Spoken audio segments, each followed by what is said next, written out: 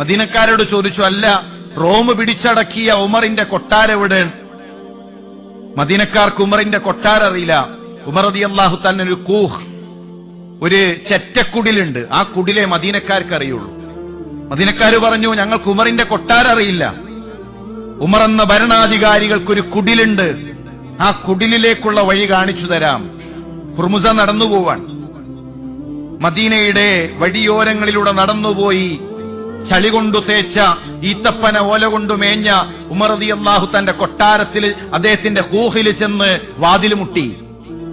മറുപടി കിട്ടി. ഉമർ പള്ളിയിലാണ്. പള്ളിയിലേക്ക് ചെന്നു.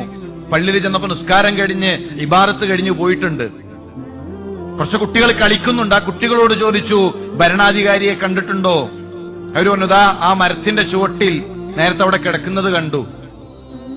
ഒരു മരച്ചുവട്ടിൽ കിടന്നുറങ്ങുന്നത് ഞങ്ങൾ കണ്ടിരുന്നു. ചെന്നു നോക്കുക, ചിലപ്പോൾ കാണാം. ഹുർമുസ നടന്നുപോയി. ചെന്നു നോക്കിയപ്പോ പാറാവുകാരില്ല, അംഗവടന്മാരില്ല, ചുറ്റും കൂടി നിൽക്കുന്ന ആൾബലമില്ല. ഒരു തുണിയെടുത്ത് കൈ തലയിണയാക്കി മരത്തിന്റെ ശീതള ഛായയിൽ മണ്ണിൽ കിടന്നുറങ്ങുന്ന ഉമർ റളിയല്ലാഹു തആല അൻഹു. അല്പനേരം പേർഷ്യയിലെ രാജാക്കന്മാരെ കണ്ട് കണ്ണുകളിൽ ആ ചിത്രങ്ങൾ നിയലിച്ചു നിൽക്കുന്ന ഹുർമുസാൻ ഉമർ റളിയല്ലാഹു തആല കിടക്കുന്ന രംഗങ്ങനെ നോക്കി. എന്നിട്ട് പറഞ്ഞു, ഹകംത അദൽത ഫഅമിൻത വനിംത യാ ഉമർ. ഞങ്ങളുടെ നാട്ടിലെ ഒരു പണക്കാരന് പോലും ഇതുപോലെ കിടന്നുറങ്ങാനുള്ള ധൈര്യം വരികയില്ല. രാജാവ് പോയിട്ടൊരു ധനികന് പോലും കിടന്നുറങ്ങാനുള്ള ധൈര്യം വരികയില്ല. താങ്കളുടെ ജീവിതം നീതിയായിരുന്നു ഉമർ, താങ്കളുടെ ജീവിതം നീതിയായിരുന്നു ഉമർ.